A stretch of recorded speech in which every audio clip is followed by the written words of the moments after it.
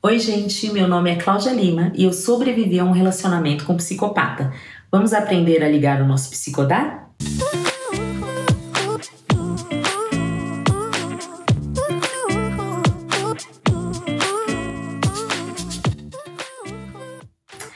Gente, normalmente eu me refiro ao psicopata do sexo masculino, mas isso não quer dizer que não exista psicopata do sexo feminino. Eu só faço isso porque é mais prático e também porque, na verdade, os psicopatas do sexo masculino são maioria, ok?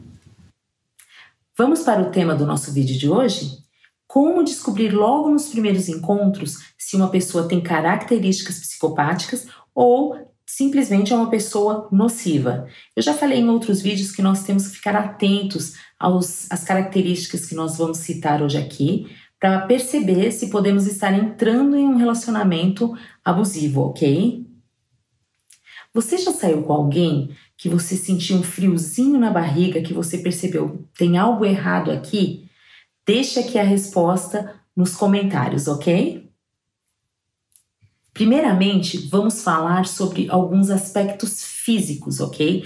E eu confesso que quando eu conheci meu ex-psicopata de estimação, eu não tinha entendimento sobre esse lado dos sinais físicos, ok? E vocês já estão aprendendo sobre isso, olha que privilégio. Então, são 4 sinais que eu vou citar aqui. Primeiro sinal, a pessoa não parece espontânea, parece que ela é rígida. Alguma coisa parece artificial. Segundo sinal, a mão normalmente fica com os punhos fechados quando fica irritado ou quando fica frustrado. Por quê? Porque eles têm dificuldade em controlar a raiva e quando eles fecham o punho é uma maneira de disfarçar essa raiva. Terceiro, o olhar. Eles têm dificuldade em manter o olho no olho com outra pessoa. Normalmente ou eles olham num ponto fixo ou eles desviam o olhar para a lateral, mas eles não mantêm o olhar olho no olho com a outra pessoa. E o último seria a posição do queixo. Normalmente é acima do que as pessoas ficam, como se estivesse olhando por cima do ombro, de uma maneira com altivez, com superioridade. Agora vamos falar dos comportamentos suspeitos. Normalmente, o psicopata é uma pessoa extremamente egocêntrica. Quando ele conversa, é sempre eu. Parece ser uma pessoa super preocupada com você, mas na verdade ele está tentando controlar a sua vida através de ligações, mensagens e muitas perguntas a respeito de você, da sua vida. Vai falar muito mal dos ex. Ele vai dizer, ai, meu ex era infiel, meu ex me enganava, o meu ex não me valorizava. Ou seja, ele é a vítima das suas vítimas.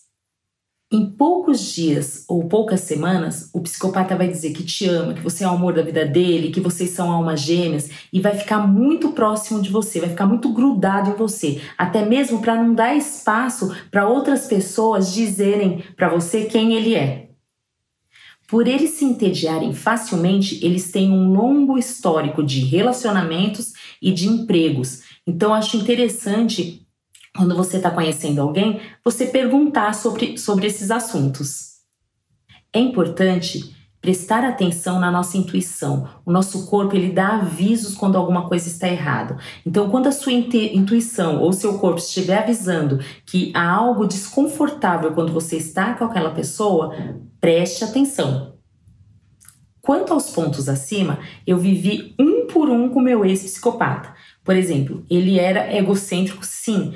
Toda conversa era sobre ele. Mesmo quando nós começávamos uma conversa sobre mim, no final acabava sendo sobre ele.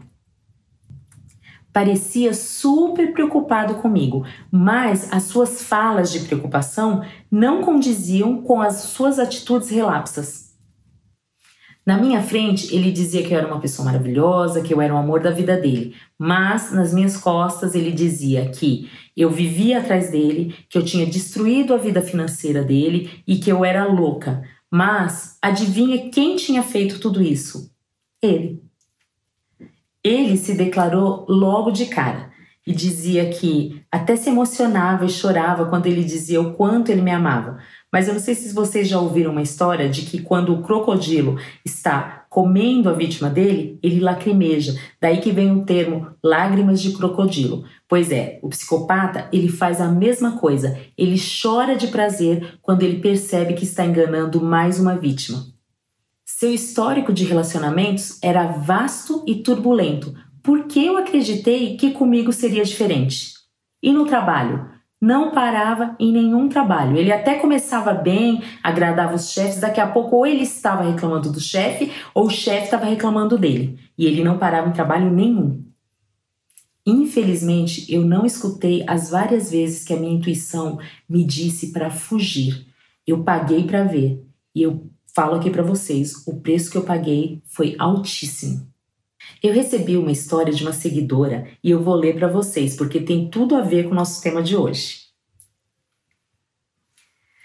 Essa seguidora contou que conheceu um homem no trânsito e que ele fez um gesto que a princípio parecia ser super romântico, meio ousado, mas romântico. Ele meio que fez ela parar o carro dela com o dele. Ele encostou o carro na frente do dela e fez o carro dela parar e disse: "Não quero te assustar, eu só queria te dar o meu cartão para você me ligar e para a gente tomar um café." Ela pensou, por que não? Ela tinha acabado de se divorciar, aquele homem era interessante, aparentemente. Aquilo até fez bem para o ego dela. Lembra quando falamos aqui para tomar cuidado nos momentos em que nós estamos vulneráveis, por exemplo, momentos de separação? Não é um bom momento porque o nosso discernimento não está bom neste momento que nós estamos vulneráveis. Ok? Abrindo esse parênteses aqui. Ela telefonou e marcaram um café em um lugar público, claro. Durante o café estava indo tudo bem, até ele ser rude com um garçom. Ele foi muito arrogante. Ela estranhou, mas resolveu ignorar este detalhe. Continuaram saindo outras vezes para jantar e ele parecia excêntrico, mas ao mesmo tempo uma boa companhia. Depois de algumas semanas, eles estavam se encontrando.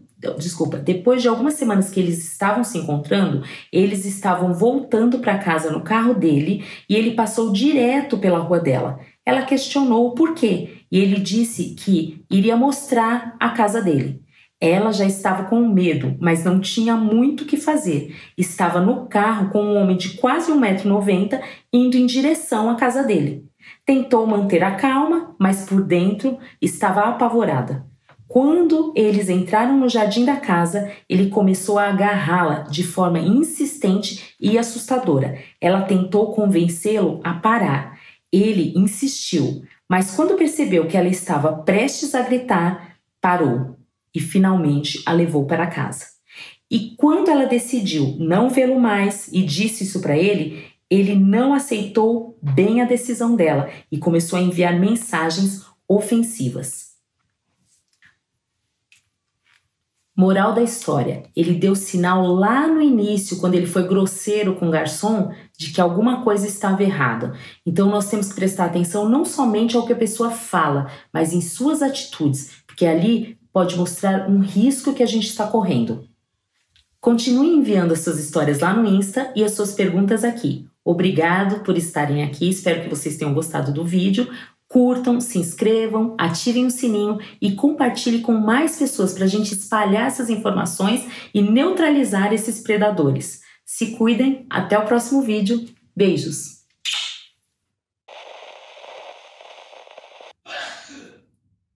Que isso? Ainda bem que a gente tinha acabado. Quem que espiou? Você, gente, o que é isso? Essa vai ser uma fatia bem pequena, tá? Porque daí eu vou começar a explicar. Não começa com esse negócio de fatia. É o chuveiro desses filhos da... Não, Cléia, você não pode falar isso, esse palavrão. A pessoa tá tomando banho dela na casa dela. Isso é hora pra tomar banho. É bem hora pra tomar banho. A produtora Tá, de TPM. na TPM. É, eu tenho que aguentar sua TPM, então você tem que aguentar a minha também. Eu fiquei o tempo todo com a cabeça assim.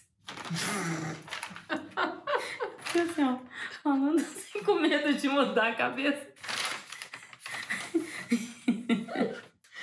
já que você tá com torcicolo. O crocodilo. Crocodilo.